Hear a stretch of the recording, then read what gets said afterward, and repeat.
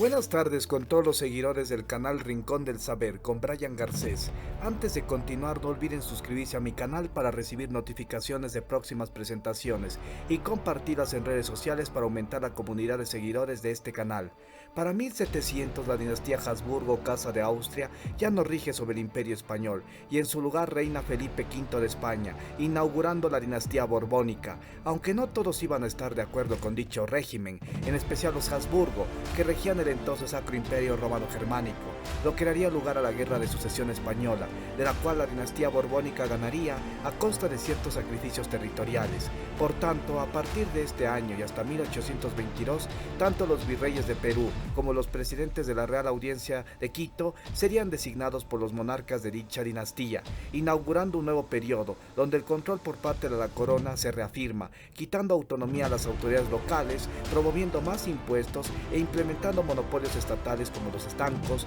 para centralizar su poder y evitar que se pierda el control de dichos territorios, como ocurrió con las otras colonias europeas tras la Guerra de Sucesión Española. Todo esto bajo las denominadas reformas borbónicas. En este episodio se tratará sobre la forma como se desenvuelven los primeros presidentes de la Real Audiencia de Quito tras la llegada de los Borbones y cómo el compromiso por aplicar sus reformas entra en conflicto con la realidad del territorio y acrecienta la disidencia en la élite criolla, lo que daría paso a las independencias. Se verá cómo era la situación de la audiencia durante la transición del Virreinato del Perú al recientemente creado Virreinato de Nueva Granada, así como describir la forma como la audiencia recibió la llegada de la misión geodésica francesa y cómo fue el aporte de uno de sus más ilustres integrantes, el polímata riobambeño Pedro Vicente Maldonado. Tampoco se descuidará sobre la biografía de pintores de la Escuela Quiteña de Artes y Oficios, terminando las obras y leyendas que pesan sobre pintores tratados previamente como Nicolás Javier de Goribar, el pupilo de Miguel de Santiago, y José Olmos Pampite, así como destacar el aporte de otros grandes artistas de la época, como el celebérrimo Manuel Chilicas Picara, Bernardo de Legarda y María Estefanía Dávalos y Maldonado. ¿Están preparados para ello? ¡Vamos!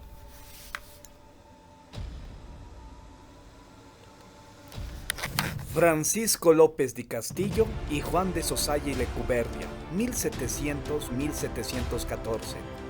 En el año de 1700 muere el rey Carlos II el Hechizado y con él la dinastía Habsburgo en España, la cual reinaba desde el año 1516. En 1700 llega al poder Felipe V y con él se inaugura una nueva dinastía, la Borbónica o Casa de Borbón, procedente de Francia, la cual llevaba reinando desde 1589, que hasta la presente fecha continúa reinando en España bajo el actual monarca Felipe VI desde el año 2014. Pero de regreso a la historia, esta dinastía no llegaría de forma pacífica al poder dentro de la península ibérica. Tanto en el plano interno como internacional habría desacuerdos, en especial aquellos procedentes de los reyes Habsburgo que todavía reinaban otros territorios europeos, como el Sacro Imperio Romano-Germánico, lo que daría lugar a la Guerra de Sucesión Española, misma que duraría hasta el año 1715. Esta guerra no afectó directamente a la entonces Real Audiencia de Quito, por tanto no se profundizará su desarrollo, mas solo manifestar, como ya se mencionó en la introducción, que Felipe V lograría ganar dicha conflagración y defender su trono. Sin embargo, terminaría perdiendo varias dependencias que tenía en Europa antes de esta guerra, como los Países Bajos españoles, el Ducado de Milán, el Reino de Nápoles, Sicilia, Cerdeña y otros territorios europeos. Esto en parte fue un golpe demoledor para la imagen de poder y gloria que tenía el Imperio Español por aquel entonces, aparte de haber perdido el control de otros territorios como Portugal y la Amazonía debido a la Unión de Armas de 1640, como se puede apreciar en el video que aparece en la parte superior izquierda de esta presentación. Se habla de que solo se conservaba el poder en toda Hispanoamérica, así como Filipinas y algunas islas de Oceanía, y por tanto, para no perder dichos territorios, se vieron en la obligación de implementar reformas que robustezcan su poder y mantengan firmes dicho dominio sobre las mismas, dando lugar a las famosas reformas borbónicas, mismas cuyo desarrollo se verán más adelante. En estos tiempos, en la Real Audiencia de Quito, rigen todavía presidentes procedentes de la dinastía saliente, los Habsburgo, y los representantes de la dinastía entrante tardarían años en llegar a las colonias, pero para no confundirnos, se considerará al presidente gobernante de este momento como parte de la dinastía borbónica, y este será Francisco López de Castillo y Ascona. oriundo de la región de Vizcaya, en España, el cual llegaría al territorio quiteño en 1701, pero ejerce efectivamente el poder desde el año 1703 hasta 1706. Lo que más destaca de su administración es la protección en diferentes dimensiones como lo social, laboral y económico, tanto al sector indígena, bajo el enfoque europeo, como lo hicieron los anteriores presidentes como Santillán, Ibarra y otros, y al sector de chapetones procedentes exclusivamente de su lugar de nacimiento, es decir, proteger a sus paisanos de la región de Vizcaya.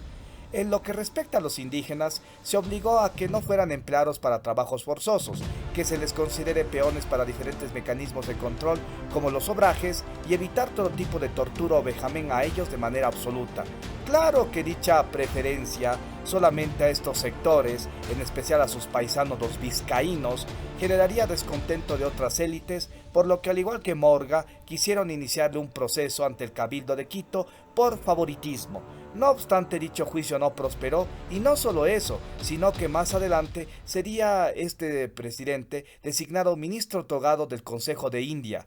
algo equivalente a ser magistrado de la Corte Nacional o Corte Constitucional del Ecuador, aunque no llegaría a ejercerlo debido a su prematura muerte en 1706. Le sucede en el cargo Juan de Sosaya y Lecumberri, que administra el territorio desde 1706 hasta 1714. Él no solo ejercería el cargo de manera civil y administrativa, sino militar, siendo uno de los primeros presidentes de capa y espada, es decir, que no es un letrado solamente, sino que también pertenece a órdenes militares y ejerce actividades castrenses, aunque Lope Antonio de Munive había sido definido como tal previamente. Y este desempeño militar ya lo demostraría en otro asedio pirata que iba a sufrir Guayaquil bajo su mandato. Como se sabrá, los ataques piratas al puerto de Guayaquil serían el pan de cada día. Hasta el presente video se han descrito 4 asedios, como el del pirata Cavendish en 1586, o del pirata Eremite en 1624, o la de William Dampier en 1684, y la de piratas franceses Dijaut, Picard y Groinet en 1687, como se pueden apreciar en estos videos alojados en este enlace que aparece en la parte superior izquierda de la presentación. Pero la de 1710 sería igual de salvaje que las anteriores, ya que se comenta que algunos piratas dirigidos por el corsario inglés Woodes Rogers y acompañado por el pirata del saqueo de 1684 William Dampier, después de haber dado la vuelta al globo y al quedarse sin provisiones, quisieron hacer escalas en Guayaquil para agenciarse recursos por la fuerza y prometerles a sus acompañantes que cualquier cosa que roben sería de su propiedad. Primero atacaron la isla Puná con éxito y después fueron al astillero, el cual como de costumbre lo incendiaron y dejaron en ruinas la misma. Se comenta que todo esto se debió a la negligencia del corregidor de entonces, Jerónimo Boza y Solís, de defender la ciudad. Sosaya no quiso repetir el error y trató de articular planes de defensa, pero sin éxito. Aún así, para la reconstrucción de la ciudad de Guayaquil tras el asedio pirata, Sosaya demostró su eficiencia a gran escala. Santiago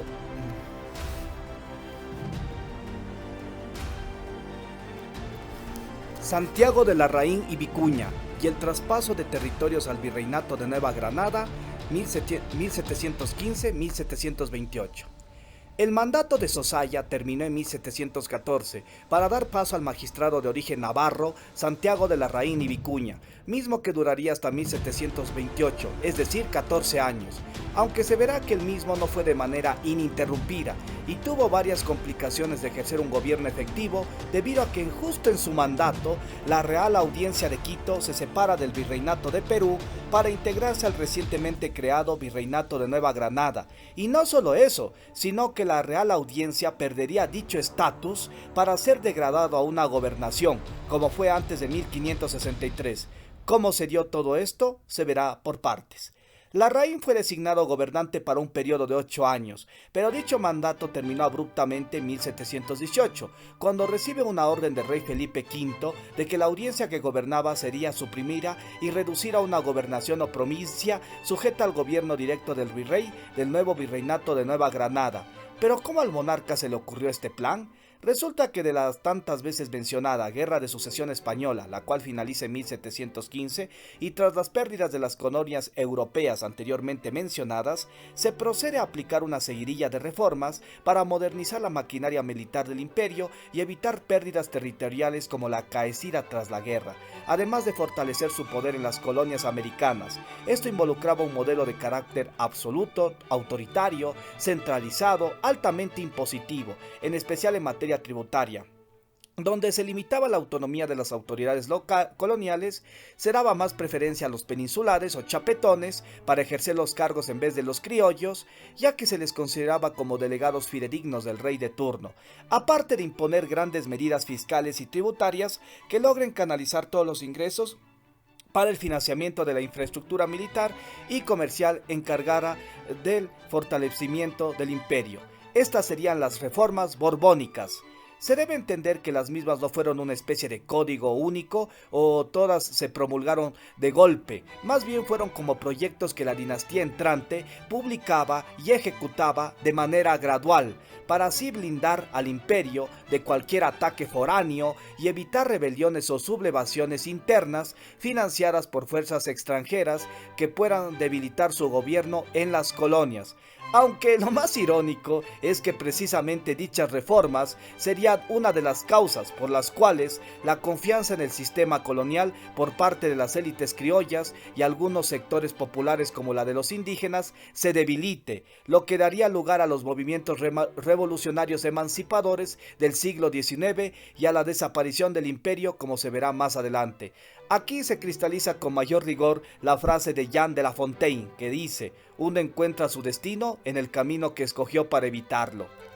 Una de las medidas para mejorar la administración y garantizar mayor control sobre las colonias era la de crear nuevos virreinatos, que parten al entonces existente Virreinato del Perú, más en lo que respecta a logística, ya que ante ataques piratas, bucaneros o de ejércitos extranjeros, esperar respuesta de las autoridades virreinales de la lejana Lima, entonces capital del Virreinato de Perú, para atacar resultaba demorado, por lo que tener una capital más cercana permitía una comunicación más rápida y directa de las decisiones impartidas por la administración virreinal. Aparte, al dividir el extenso virreinato de Perú, se hacía más fácil al monarca, en su afán de centralizar al poder y tener mayor protagonismo en las colonias, dividir en varios sectores donde tuviera varios representantes que le informen de cualquier novedad y se aplique cualquier decisión que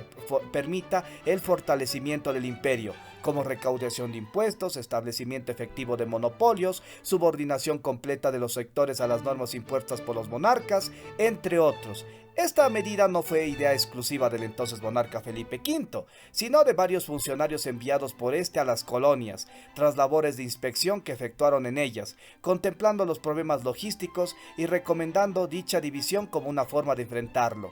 Es así como el 27 de mayo de 1717, mediante cédula real, se procede con la secesión del noroeste del Virreinato de Perú, que englobaba los actuales países de Colombia, Panamá, Ecuador, Venezuela y partes de Guyana Esequiba, bajo una nueva entidad colonial denominada Virreinato de Nueva Granada, y con la designación de su primer virrey, Antonio de Ignacio de la Pedrosa y Guerrero. Como se mencionó antes, el actual Ecuador o la entonces Real Audiencia de Quito formaría parte de esta nueva entidad virreinal, y no solo eso, sino que su personalidad jurídica, es decir, su estatus de Real Audiencia, se suprime, pasando todos los territorios de Quito a ser una nueva provincia o gobernación directamente gobernada por el virrey de Nueva Granada, y el entonces Santiago de Larraín y Vicuña, en 1718, dejaría de ser presidente y pasaba a ocupar otra función al servicio de la corona española. Sobre estos puntos, las fuentes históricas resaltan que todos los sectores de los territorios de Quito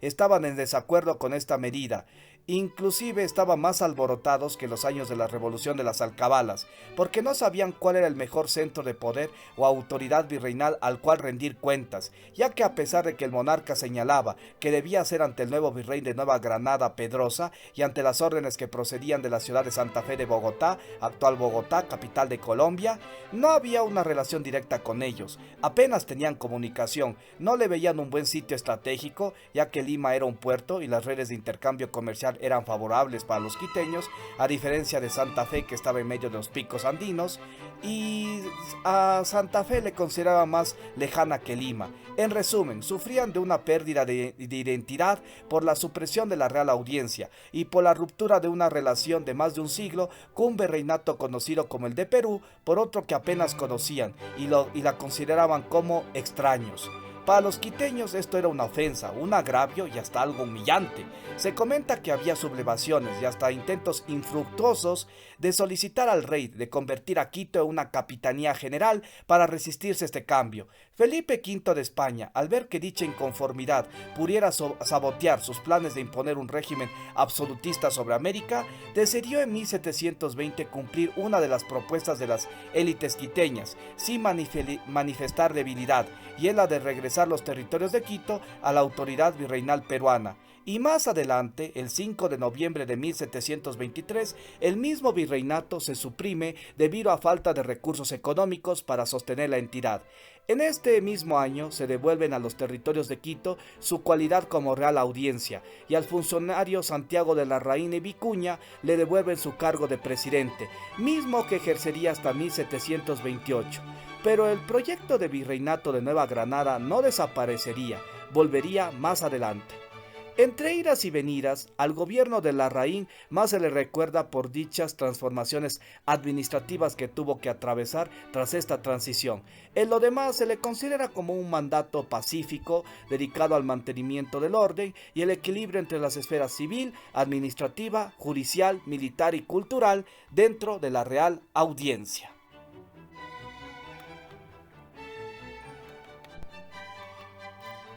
Dionisio de Alcero Ugarte y Herrera, 1728-1736. En 1728 llega a los territorios de la Audiencia Dionisio de Alcero Ugarte y Herrera y se encuentra con un panorama desolador en el plano económico. Volviendo con el fin de la Guerra de Sucesión Española, se firmó el Tratado de Utrecht en 1713, que entre el reconocimiento de Felipe V como rey de España y la pérdida de territorios en Europa, también se establecieron cambios en la política económica internacional. Para Gran Bretaña se le otorgó el asiento de negros, que le permitía el monopolio sobre el comercio de esclavos africanos a las colonias españolas, aparte de otorgar el navío de permiso, una especie de autorización en la cual se enviaba un barco de mercancías de todo tipo para vender en América. Esto provocó que el comercio ilegal de estos productos prospere y haga bajar la demanda de productos importados por comerciantes españoles, en especial los que promocionaban los residentes de la Audiencia. Además de que entre las mercancías que introducía Reino Unido a las colonias, en especial a Quito, los textiles ingleses tenían alta demanda debido a su calidad o economía, haciendo que la compra de textiles autóctonos, en especial los procedentes de obrajes como de Otavalo, se reduzca, los ingresos disminuya y no haya forma de sostener los diferentes obrajes que operaban en toda la presidencia, haciendo que algunos cierren y muchos queden desempleados. Este efecto dominó provocó una crisis económica y un empobrecimiento de varios sectores sociales como los indígenas, dando lugar a diferentes revueltas, siendo una de las más llamativas, aunque poco conocidas, la rebelión de Pomayacta de 1730, lo cual algunos historiadores como González Suárez lo connotan como la primera rebelión indígena de la historia, la primera distensión entre residentes coloniales con los españoles y que daría lugar a próximas revueltas que desemboquen en las luchas de emancipación, aunque más fue una reacción contra un grupo de personas que por años impusieron un abusivo cobro de tributos. Esta rebelión fue liderada por Gaspar Lema, que reunió a varios indígenas como una forma de hacer frente ante intentos ilegítimos que chapetones como Esteban Joseph Rodríguez de Egues y Juan García de Bustamante tenían para apoderarse de tierras comunales de Alausí, en la actual provincia de Chimborazo, y fortalecer el sistema de cobro de tributos, desconociendo la precariedad en la que vivía dicha comunidad a causa de la crisis de los obrajes anteriormente mencionadas. Al final la rebelión fue reprimida y sus líderes como Gaspar Lema castigados.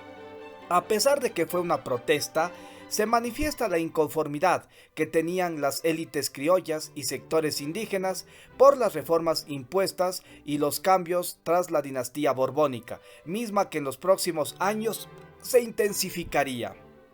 De este mandato y a causa de la crisis, también afloraría una crisis de inseguridad, tanto en los puertos marítimos a causa del contrabando y de robos que se han incrementado en la parte andina de la presidencia. Pero lo peor es que muchos de estos ladronzuelos cometían sus fechorías, hasta se comenta asesinatos, que después pedían asilo en conventos como el de San Agustín para protegerse de cualquier juicio en su contra. Esto fue repudiable por muchos sectores de la sociedad que conocieron sobre el abuso que se hacía del derecho de asilo en los conventos, que vieron al clero y las órdenes religiosas como promotoras de la impunidad en la Real Audiencia de Quito. Esto es algo similar en lo que el actual Ecuador pasa con los abusos que hacen de diferentes garantías constitucionales como el habeas corpus o las medidas sustitutivas para defender a personas procesadas por diferentes delitos relacionados con el narcotráfico o contra la administración pública. De regreso a la historia, ante este accidentado escenario, Dionisio de Alcero logró por medio de reuniones con los diferentes prelados religiosos para limitar los casos en los cuales se debe aplicar el derecho de asilo y compensar a los que colaboren con la entrega de dichos criminales que abusaban de ellos. Con esto se logró que muchas órdenes expulsaran a varios delincuentes de sus aposentos y permitió que se les aplique el mayor castigo por las tropelías y abusos cometidos. Aparte, tuvo que reprimir otras sublevaciones que se desataban en diferentes partes del territorio, pero no todo en su mandato fueron rebeliones. Por las medidas que tomó tanto el clero como con otros sectores para reducir la inseguridad y reprimir las protestas, algunos historiadores como Enrique Ayala Mora lo definen como el prototipo de burócrata borbónico, reformista y gestor del aparato administrativo para la adecuación a los intereses del monarca de turno. Además, Alcero también se destaca por haber sido geógrafo, historiador y amante de las ciencias sociales, tanto que dicha afinidad le impulsaría a solicitar la redacción de la historia de la Real Audiencia de Quito, desde sus inicios hasta el mandato actual, siendo el encargado de la obra el jesuita guayaquileño Jacinto Morán de Butrón, aunque no se compara con la obra realizada por el canal Rincón del Saber con Brian Garcés. Aparte de recolectar mapas de Europa y América debido a viajes que ha efectuado antes de ocupar la presidencia y que más adelante su hijo, el futuro erudito, geógrafo e historiador quiteño Antonio de Alcero, se valiera para crear su ingente obra. Aparte de preparar el terreno y recibir con una fastuosa celebración a eruditos europeos como Luis Gorín, Pedro Bouguer y Carlos Marie de la Condamine, Jorge Juan de Santacilia y Antonio de Ulloa, los integrantes de la celebérrima Misión Geodésica Francesa, el 30 de diciembre de 1736 para la medición del grado del ecuador terrestre, el cual este presidente brindaría toda la ayuda para que los territorios quiteños sirvan como área de estudio y espacio científico para tan magna misión, aparte de comunicarles con el más ilustre geógrafo, cartógrafo y científico quiteño de la época para que coadyuve en la guía con la labor de investigación. Hablamos del celebérrimo polímata riobambeño Pedro Vicente Maldonado. No obstante, Dionisio de Alcero no seguiría con el monitoreo de la misión, ya que su periodo terminaría en ese año y la coordinación de esta visita internacional la presidiría su sucesor. Por estas presidencias, las misiones en Maynas, que arrancaron desde mediados del siglo XVII y que pueden apreciar en este enlace que aparece en la parte superior izquierda de la presentación, todavía continúan y siguen teniendo prioridad en la evangelización de pueblos indígenas y delimitación de territorios en contraste con el imperio portugués. No obstante, como se mencionó en la presentación anterior, eran viajes sin retorno. Muchos líderes como el padre Majano morían en dicha travesía travesía debido a las condiciones adversas y a la logística infernal que suponía enfrentarlos. Por ello, conseguir voluntarios se volvió complicado, tanto que tuvieron que recurrir a la Corte de Madrid para reclutar personas con una vocación superlativa,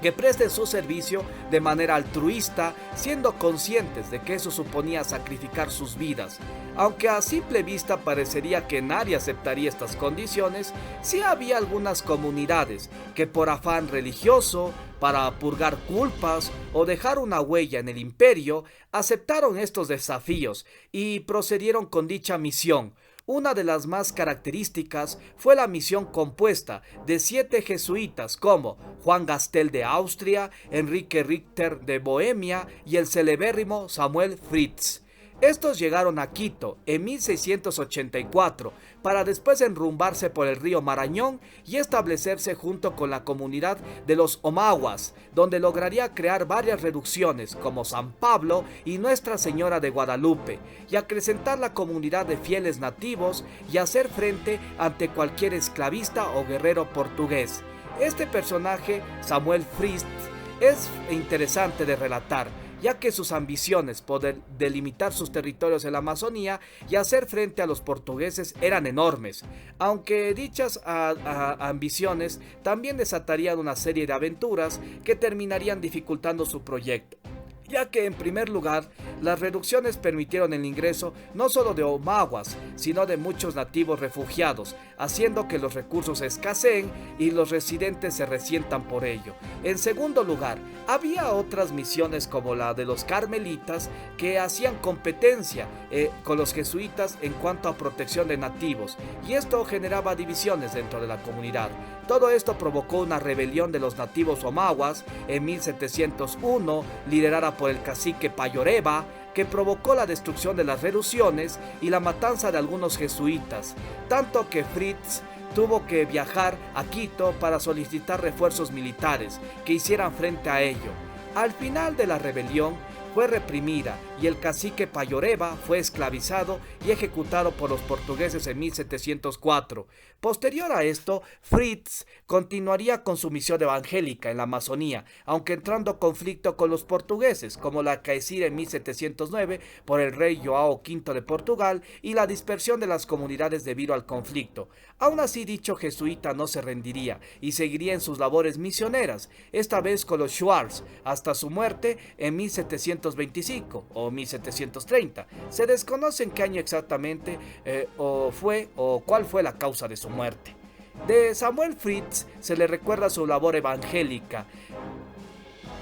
en la Amazonía, por las aventuras que pasó y también por efectuar un mapa detallado de la Amazonía y sus diferentes afluentes, ordenado por las autoridades de la Real Audiencia de Quito. Una está presente en la Biblioteca Nacional de Francia. En otra parte de la audiencia, por el año de 1736, se datan también los restos de la famosa momia de Guano, cantón procedente de la actual provincia de Chimborazo. Dicho cuerpo fue encontrado tras las ruinas del terremoto de Ambato acaecido en el año de 1949. Supuestamente estaba sepultado en un ventanal falso de la nave central del templo de la ciudad, que se derrumbó tras el terremoto. Por años se había creído que correspondía al monje franciscano Fray Lázaro de Santofimia, que era encargado del templo de la misma ciudad, perteneciente a la orden religiosa de la Asunción entre 1564 a 1572. No obstante, desde 2013 hasta 2019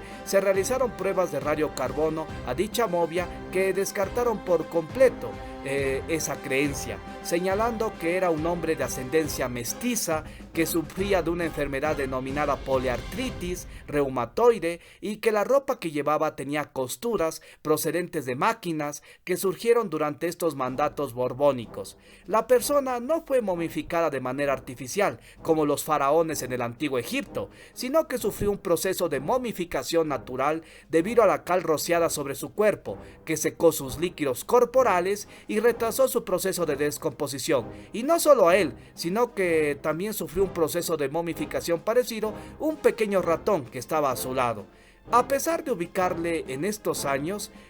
la identidad y las razones por las que fue sepultado dicha momia en dicho lugar siguen siendo un misterio. aunque se sabe que la causa de su muerte se debe a una infección masiva bucal que se extendió en la piel, sangre y cerebro. Por esta momia se construyó un museo en la misma ciudad, la cual es frecuentado por miles de turistas.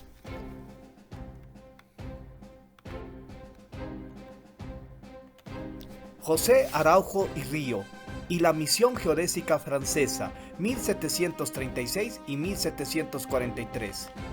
En 1736 llega al poder José Araujo y Río, y lo que más destaca es por continuar con el recibimiento que días antes su predecesor Dionisio de Alcero emprendió con los integrantes de la celebérrima misión geodésica francesa. Pero, ¿quiénes eran? ¿De dónde vienen? ¿Y por qué escogieron estos territorios para la continuación de su labor investigativa? Se lo verá en este momento. Por el gentilicio francesa se sobreentiende que la misión parte de Francia, por iniciativa de la Academia Francesa y bajo autorización del rey de ese estado de aquel entonces, Luis XV. Se considera una de las primeras expediciones científicas de carácter internacional en el sentido moderno de la palabra, es decir, no era una misión evangélica, religiosa o de conquista para agenciarse territorios como las anteriores, sino era una misión que buscaba visitar el territorio para corroborar avances investigativos en materia de geodesia,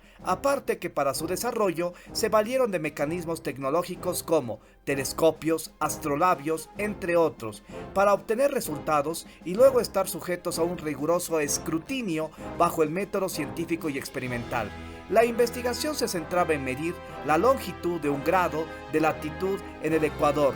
en la parte central del planeta, y compararlo con medidas que en otra expedición contemporánea estaba ejecutando en zonas polares, la misión en Laponia, Suecia, dirigida por el erudito Pierre-Louis Maupertuis, para, en base a ello,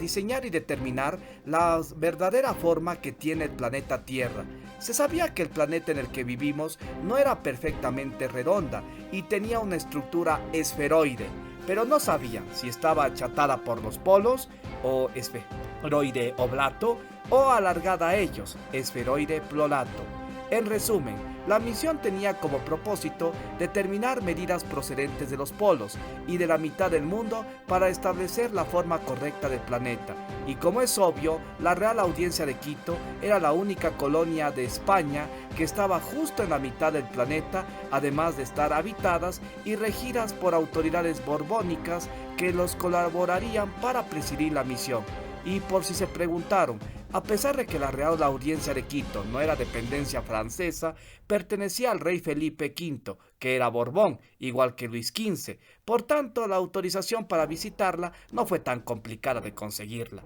En fin, el grupo parte en 1735 de Francia, integrado por científicos de la academia homónima, siendo estos Louis Godin, Pierre Bouvier, Joseph Jussieu y Jean Seniergues. Aparte de que al no conocer las dependencias españolas y para salvaguardar su seguridad dentro de las mismas, la corona española ordenó que integrantes de las guardias marinas de la Academia de Cádiz les acompañen, siendo estos los famosos Jorge Juan y Santa Cilia y Antonio de Ulloa.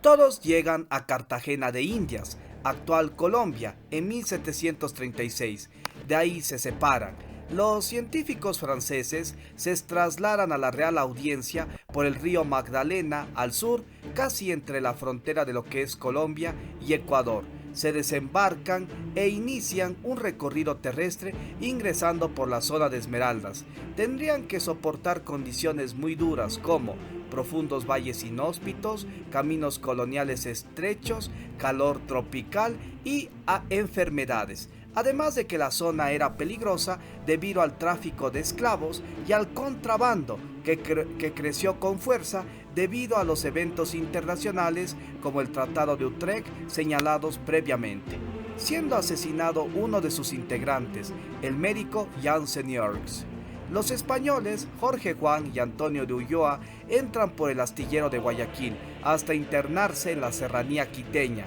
recolectando toda información de acontecimientos naturales que encontraban en el camino. Al final todos convergen en la ciudad de Quito, el 30 de diciembre de 1736, siendo recibidos primero por el presidente Alcero y segundo por el presidente Araujo. Sería dicha ciudad su centro de operaciones, de la cual partirían a diferentes puntos del territorio quiteño para reconocer el terreno, medir la línea base por donde estarían los diferentes escenarios, para asentar estaciones, siendo estos volcanes como Pichincha, Cotopaxi, Antisana, Cayambe, Chimborazo y zonas como Cuenca y Yaruquí. Triangular datos procedentes de las diferentes estaciones asentadas en los diferentes lugares mencionados, la comparación de resultados y verificación de errores, así como el envío de las conclusiones a la Academia Francesa. Todo ello requería de una logística manual, impecable y gigantesca, debido a que todos los instrumentos que tenían, las distancias que debían recorrer entre los lugares trazados en la línea base y además de los lugares donde debían descansar y alimentarse, hacían de la expedición complicada y extensa. A ello se suma que el dinero para el financiamiento tardaba en llegar de Europa. Para facilitar el viaje a una zona que apenas conocían y para cubrirse económicamente y de manera provisional su expedición hasta que los ingresos de Europa lleguen, tuvieron que apoyarse en familias nobles entabladas en América, como los Maldonados, así como la pericia y conocimiento que tenían integrantes de dicha familia, tanto del territorio como de los eventos astronómicos latentes en ellos. Y es aquí donde aparece de manera triunfal el ilustre científico riobambeño Pedro Vicente Maldonado, que se comunica con ellos por medio de las autoridades de la audiencia y les colabora eficazmente con la expedición. La biografía de este gran polímata, de la cual soy su más ferviente admirador, se contará en este momento. Nació en Riobamba el 24 de noviembre de 1704, misma ciudad donde nació el celebérrimo polímata Pedro de Mercado. Su familia era propietaria de grandes latifundios y obrajes, por tanto tenía una notable fortuna. Sus primeros estudios los efectuó en Riobamba a temprana edad, que era huérfano de ambos padres, y a partir de 1718 viaja a Quito para seguir con los estudios en el Colegio San Luis, graduándose en 1720 de bachiller y más adelante de maestro en artes. Sería aquí donde se empapa a profundidad de materias como aritmética, geometría, latín, astronomía y música. No obstante, durante esa época, muchos de los contenidos que veían estaban desactualizados para la época. Se veía la física aristotélica y el geocentrismo sin adecuarse a los descubrimientos de físicos como Copérnico o Newton.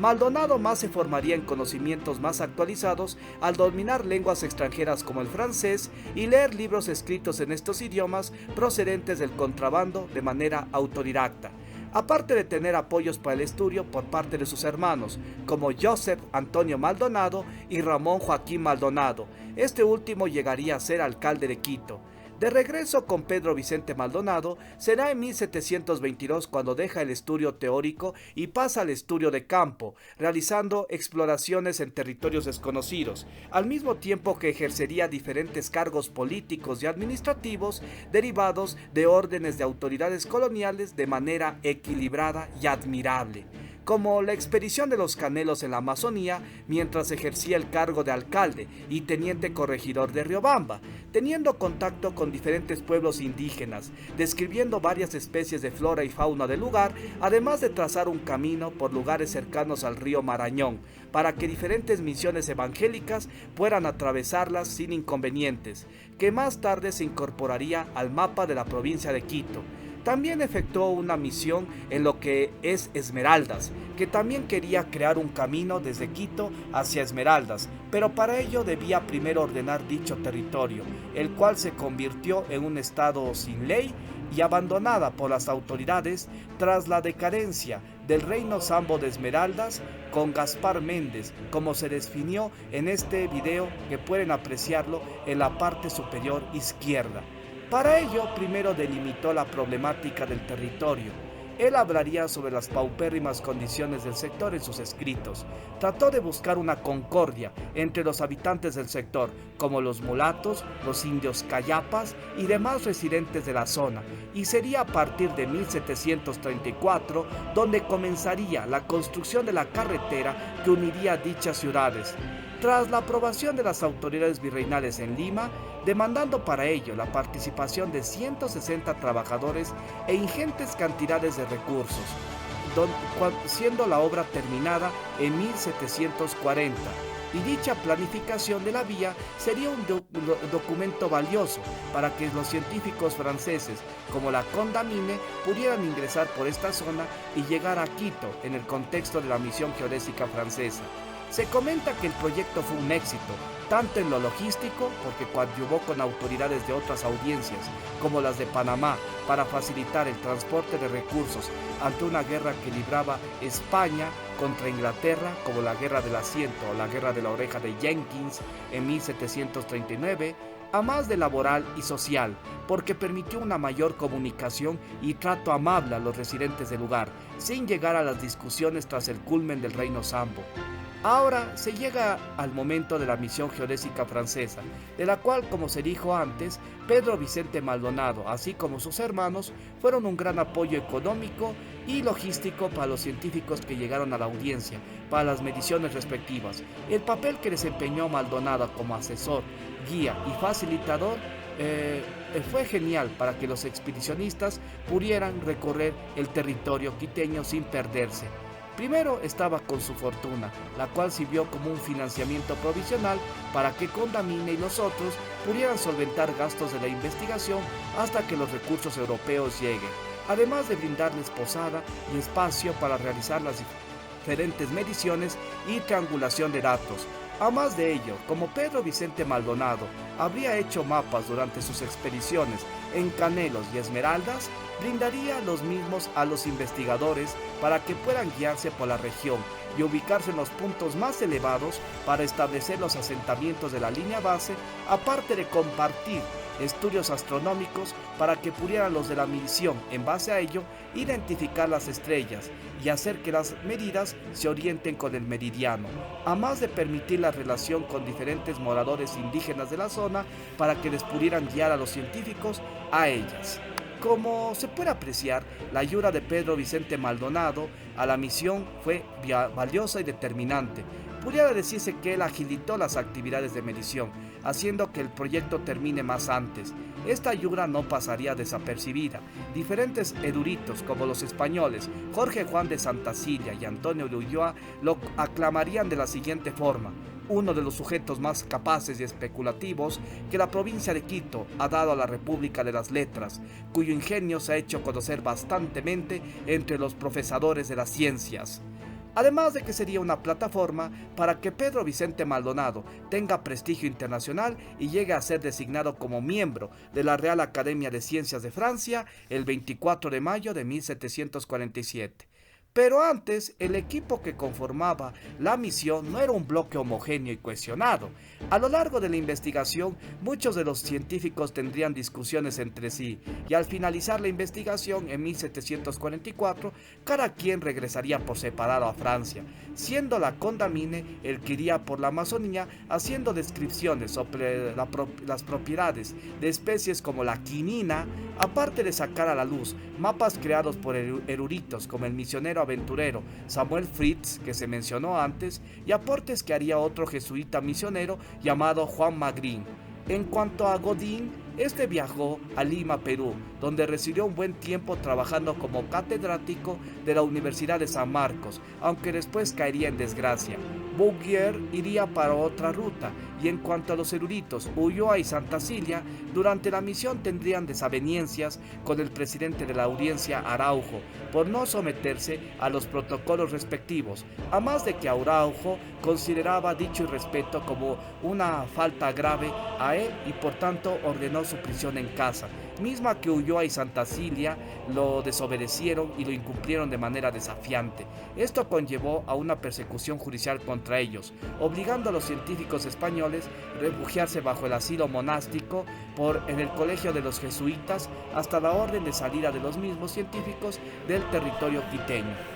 A pesar de todos los problemas, la misión fue un éxito. Se determinó que la Tierra era achatada por los polos o esferoide oblato, a más de determinar que la Real Audiencia de Quito se encontraba en plena línea ecuatorial, Ecuador o mitad del mundo. Y será de este sustantivo Ecuador que más adelante Juan José Flores, en 1830, al separar dicho territorio quiteño de la Gran Colombia, adopta este nombre, instaurando la República del Ecuador, misma que sigue operando actualmente. La adopción de este sustantivo más se daría de forma neutral, para no invocar términos regionales como Quito, Cuenca o Guayaquil, que no englobaba todos los territorios liberados, y tampoco poner nombres como Iberia, Bolívar u otros que correspondían a potencias extranjeras de las cuales se liberaron tras la independencia. Pero esto se verá más adelante. En relación a Pedro Vicente Maldonado, en 1738 llegaría a ser nombrado gobernador de Esmeraldas,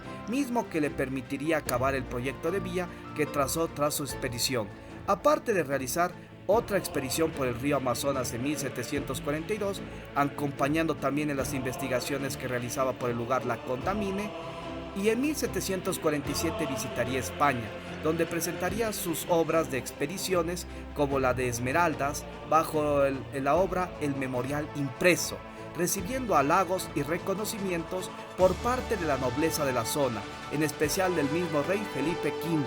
quien lo condecoró con el título de gentil hombre, a más de su ingreso a la Academia Francesa que se mencionó antes. Y por último, viajó a Londres, Inglaterra, para participar en reuniones con la Real Sociedad Científica de aquel país. No obstante, la muerte le caería en circunstancias misteriosas en esta misma ciudad el 7 de noviembre de 1748, a los 43 años de edad. Se rumora que fue de neumonía, aunque no está seguro, dejando paralizado proyectos como el control total de la provincia de Esmeraldas, la cual seguía siendo un desastre a pesar de las obras y esfuerzos de conciliación hechos por Maldonado en vida y la publicación de varios de sus mapas, que la Condamine se encargaría de ello más adelante. No obstante, su legado es enorme. Sus mapas permitieron a futuros científicos como Humboldt desplazarse por el territorio, aparte de que mapas como la Carta de la Provincia de Quito y sus adyacentes permitiría saber el tamaño del territorio quiteño y configurar la unidad nacional ideal para las campañas de emancipación que se haría más adelante. Y la obra El Memorial Impreso y demás notas de las expediciones en Esmeraldas serían vitales para que futuros gobernantes coloniales y presidentes de la época republicana puedan valerse de él para lograr el control territorial efectivo y absoluto de la zona. Por ello, en el actual Ecuador su figura está presente, tanto en Quito, donde existe una avenida con su nombre, en Riobamba, donde existe un colegio homónimo, así como una condecoración que se entrega a personas que realizan beneficios relevantes para el país, a más de un cantón ubicado en el noroccidente de la provincia de Pichincha, por donde pasaba el camino que él diseñó, llamado Pedro Vicente Maldonado. De los otros científicos existen calles y mercados con su nombre en diferentes ciudades, como el mercado La Condamine en Riobamba, a más de estatuas y descripciones en el sitio Monumento a la Mitad del Mundo, ubicada en Quito. Este hito, aunque extenso en definición, es el único hecho que se puede destacar del presidente Araujo. En lo demás, su gobierno fue bastante problemático, no solo por la discusión que tuvo con los científicos españoles Santa Cilia y Ulloa, sino porque sería de los primeros en haber conseguido el cargo no por méritos, sino por la compra del mismo, denominado venalidad de cargos, mismo que conllevó a que fuera depuesto por todos los problemas mencionados en 1743, aunque dicho líder apeló dicha decisión ante el Consejo de Indias, llegando a aceptar la misma y concederle una compensación por el despojo por un total de 22,000 pesos. A pesar de todo ello, estos casos se haría evidente una corrupción a gran escala que sería otro factor, en conjunto con la inseguridad y el intento centralizador de las reformas borbónicas, que lograría fracturar la confianza que la sociedad quiteña tenía con las autoridades coloniales y desacreditar aún más a dichos líderes. Otro acontecimiento que ocurrió por estos años, en específico en 1739, es el restablecimiento del mencionado Virreinato de Nueva Granada, mismo que vuelve a ser restaurado como una medida para robustecer las comunicaciones dentro de la Guerra del Asiento o la deja de Jenkins contra Inglaterra, y por tanto la Real Audiencia de Quito vuelve a ser anexada a dicho virreinato de manera forzosa. El descontento no fue tan grave porque la corona española mantuvo la personería jurídica de los territorios como Real Audiencia y no degradar la gobernación como pasó antes, además de colaborar con muchas comunidades que suplicaban la restauración de dicha institución virreinal para salir de la decadencia en la que se encontraban debido a las largas distancias que suponían la comunicación de las medidas administrativas desde Lima, aunque muchas zonas agenciadas por las misiones jesuitas, como la de Samuel Fritz, fueron cercenadas de dicha audiencia después de años de ocupación o gestión de las campañas. Su pertenencia al Virreinato de Nueva Granada y su sometimiento al virrey de dicha institución seguiría hasta la independencia en 1822.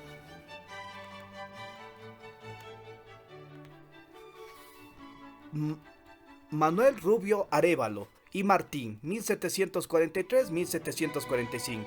Manuel Rubio Arévalo fue presidente interino tras el derrocamiento de Araujo. Sería uno de los promotores del encierro y juzgamiento de este líder, aunque la operación que haría Araujo más adelante lograría no solo que le compensen económicamente, sino que le suspendan a Arévalo en el cargo. Solo una cosa se puede destacar de este fugaz gobierno, y es la adquisición de una enorme hacienda por Ibarra denominada Pilman, en la cual la poseerían políticos y literatos como Julio y Gonzalo Saldumbide. En fin, los primeros gobiernos borbónicos, a pesar de fomentar una gestión administrativa más estricta y hacer partícipe a la audiencia de grandes proyectos científicos de carácter internacional, como la misión geodésica francesa, también haría que el carácter centralizador y burocrático de las medidas borbónicas choque contra la participación política de las élites criollas y haga evidente descuidos de las autoridades coloniales sobre problemas que afectaban a sectores sociales como los indígenas, como la ineficacia de normas de protección, la inseguridad, el abuso de las medidas como el asilo en los monasterios, la corrupción, entre otros. ¿Lograrían dichas brechas políticas y sociales resolverse en los siguientes gobiernos borbónicos? Lo veremos en el siguiente capítulo. Escuela Quiteña de Artes y Oficios, parte 3. La Escuela Quiteña de Artes y Oficios seguiría en su máximo esplendor al comienzo de los mandatos borbónicos. Pero primero terminemos con los artistas que quedaron pendientes de describir en la anterior presentación y que predominaron al comienzo del siglo XVIII, como José Olmos Pampite y Nicolás Sánchez de Goribar. Sobre el primero, durante esta época, desarrolló otras esculturas como la Virgen del Quinche, Jesús de Gran Poder, San Francisco de Asís y la Virgen de la Dolorosa. De él también pesa leyendas, aunque no turbias o macabras como la de Miguel de Santiago, como pueden ver en este video. Se comenta que a su taller llega un turista inglés que se queda impresionado al descubrir que el escultor Pampite era indígena, e incrédulo decide retarlo a imitarle a una escultura de un Cristo que, según el turista inglés, había comprado en Italia. El mismo Pampite, con todo de humildad, señala que no podía imitarlo, ya que se sentía que su arte se había perfeccionado desde que había esculpido la estatua que le compartió el turista. Es decir, que el Cristo que compró el turista en Italia era obra de Pampite. El turista se queda absorto y decide corroborar lo que dice, poniendo bajo escrutinio la escultura, y resulta que en ella había una estilla donde estaba la firma del escultor, Pampite Fecit Quit. Anodadado el turista reconoció el talento del mismo y también compró la escultura que mandó a imitarla. Aparte también se le atribuye esculturas presentes en el monasterio de San Roque, el convento de San Agustín, la iglesia de San Francisco y la iglesia de la Compañía. Sobre Nicolás Javier de Goribar, las obras más destacadas, a más de la serie de los Reyes de Judá y los Profetas, están otras producciones como el retablo de la iglesia de Guápulo, y que concluiría hasta 1718, donde se representa la Asunción de la Virgen rodeada de ángeles y la Virgen del Pilar rodeada de los apóstoles, siendo una de las mayores manifestaciones de la pintura barroca americana. En 1733 realiza la obra Grabado de la provincia jesuita de Quito, la cual se exhibe en la biblioteca del Colegio de Salvador en la provincia de Buenos Aires, Argentina, y seguiría haciendo más obras hasta su muerte acaecida en 1740. Por estos años emergen promesas del arte que lograrían no solo crear nuevos proyectos artísticos que rebasen modelos anteriores, sino que alcanzarían un gran reconocimiento a nivel internacional, en especial en Europa, habiendo monarcas que hablen sobre los dotes de estos artistas y sus cualidades insuperables. Uno de ellos es el famoso artista quiteño Bernardo de Legarda, escultor y pintor nacido en el año 1700, perteneciente a una familia mestiza de escasos recursos, que aún así no fueron impedimento para seguir con su carrera artística. Gracias al apoyo de su padre, logró ingresar a las mejores escuelas de la Audiencia para formarse en dicha área. Se comenta que por estos años se había casado con una chica mestiza llamada Alejandra Velázquez. No obstante, el matrimonio fue un completo fracaso, debido a que ella le abandonó por otro hombre. Pero esto, lejos de deprimirle a Legarda, le ayudó a que se concentre en su totalidad en su producción artística. Por estas épocas, desde 1730, crea obras como restauraciones a los trabajos del padre Juan Carlos, así como el mejoramiento de la escultura de San Lucas del convento de San Agustín. Pero será en 1734 que crea su mejor y más conocida obra, la Virgen de Quito, o también conocida coloquialmente como la Virgen de Legarda. Escultura de 30 centímetros de alto, símbolo de la Inmaculada Concepción, ordenada por los padres franciscanos. Se comenta que ni bien fue terminada, todos se impresionaron por su belleza, que de inmediato se hicieron tantas réplicas que hasta fueron inspiración para diferentes esculturas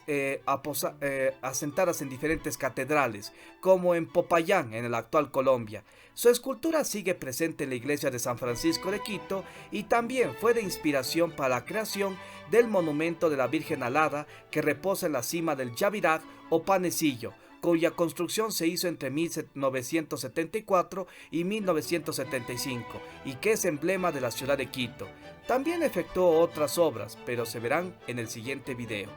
Aparte, en estos años surge otra artista femenina de gran renombre, pero poco conocida en la actualidad, al igual que la celebérrima Isabel de Santiago,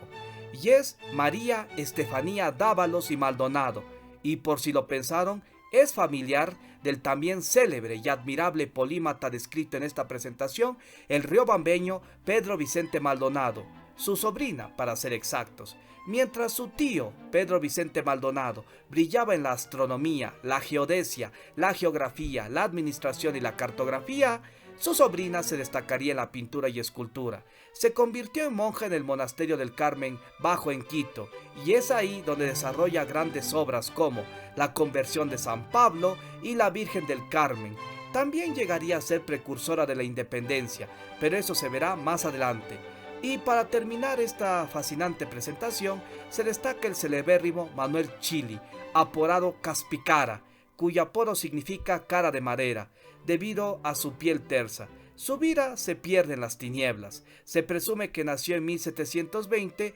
y que de profesionales como Bernardo de Legarda se inspiraría para crear esculturas que aparecerían y serían reconocidas a nivel internacional en periodos posteriores a 1745, los cuales se verán en la siguiente presentación. Antes de terminar, les dejo con la siguiente dinámica. En esta actividad, unir con líneas el nombre del presidente de la Real Audiencia de Quito con el acontecimiento que haya ocurrido durante su mandato. No se olviden las respuestas colocarlas en la parte de comentarios. Si a alguien le ha encantado esta presentación, no olvide dar un like y compartirlo en redes sociales para aumentar la comunidad de seguidores a este canal. Nos vemos en la siguiente presentación.